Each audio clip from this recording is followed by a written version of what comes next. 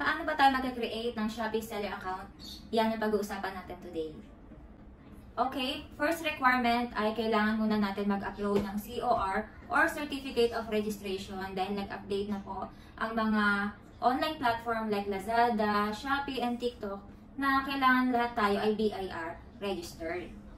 Second requirement para magkaroon ng Shopee account ay kailangan natin mag-secure ng kahit isang valid ID. Okay, so, ipa-flash natin dito sa screen ang mga ina-accept niya ng mga valid IDs. Usually, mga government valid IDs.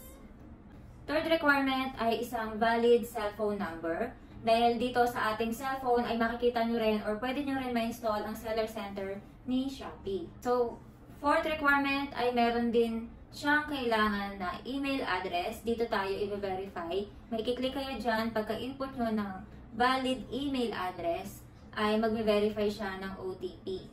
So, ang next or panglima natin na requirement ay bank account.